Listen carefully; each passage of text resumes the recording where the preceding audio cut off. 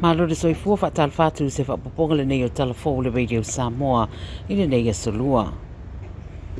O loo whaawausa suenga le te mineide sa i rio i lātou e au fie le whaalawlawe na whanai nai se tangata i se whale no spa ia i sini i le vailuanga o le pō le pō. Whamai le 9 News po o le tue kuata i le tasi le babeao na wala wana i le fisosoni whawawe se whale i Carnes Hill mo le whaalawlawe lea ma tong whitia i se li e luasuri matausanga i manuanga mai se whana. Pamai na ave natu i wharamai a wata ue leo na lungo i nai i lātou ia to a valua li i na uru whale wha malosi i lea whale ma whesanga iai ma le ruasu lima tausanga lea au le i whanaina. O loo wha awausu su e ngā neo i le nei whanawinawe. Wata ue a matatu lea sona le to e mawhaiona wha o ngā credit cards mo le whaioni ti posi lunga o pengata whairangi mo ta alonga whai tupe na ua amata wha mamaru tūra whono fou. Wona nei masina tano na pasia ia tūra whono fou le pārmene i o ngatasi eita alonga whai tupe lunga o pengata whairangi tangata o loo matangata o loo ta alo i no fuanga whapea ma o kampani e rātou te reusta ia tūra whono fou e ono whaasaraina i leo atu le siria ma le lua se rau tolu whaafe. O ia fo i tūra whono fōu whaalau tēnei ma le marusi anga le Australian Communications and Media Authority e wha marusi ai whaasaranga e whaatatau ia tūra whono. O tau mo whainga umai au o sa so o ai isi fuafuanga le malo e whaititi ai ta alonga whaitupe. Fuafuanga e peo le bet shop ma le wha marusi o le whaia o IDs e wha maunia i le tangata ta alo i ta alonga ia i lunga o penga te whae langi. Whamere Minister le o nanga i whenga i Miriama ta whaio i le Social Services Amanda Rishworth o le sā leo le awhisoso ni fo i tangata Australia o loo ini tūlanga ma ale ale. E se whinangalo whaadia e whaatau le sainia le Minister o Whemalanga Ingo Andrew Giles o se isi whaatanunga ua whainga tai le tangata sonu la whono e le iso i fuane i Australia o nau mau pea i le atunuu. O le Ministerial Direction 110 o le asui tūranga i le Ministerial 99 le telefo i ei whaitionga. O le whaatanunga lea sa sainia le Minister i le tausanga taruai sa whautua i nai le AAT po le Administrative Appeals Tribunal e sila iso o tanga o se tangata i Australia pe ai roilo la tau taro sanga i visa.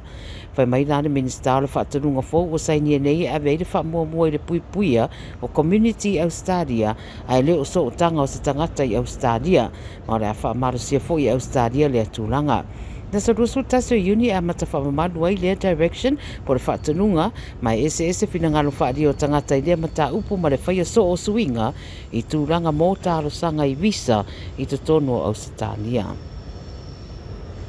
O whaamonia mai tō tasi tangata o maniuma le tō ono o manunu ali whaalawlawa na tupu i le Central West i New South Wales i le awhia whenanafi pa mai o se loli te lesa i te tonu manu papalangi na wheto ai manisi ta avale i lunga le New World Highway pe amare se 10 kilomita mai le whaetua Peak Hill ma o whaalawlawa na tupu po le tere titore lima i le awhiafi. O le pasese to tasi mai stasi o ta avale na afia o ia rewa whaamaonia o maniu a e tonga whitia i paramedics isi tangata to ono a le ave natu i whanamai. Tāpuni aire a wala lea i tū uma e lua o whaiera suenga ma ngā ruenga whasoasoani. Pa mai wo o le se rau ono se fulu tangata o mai mauso i fua i rungo a wala New South Wales i le tausanga le nei lua a whelua se fulu wha a o lea nei mai a.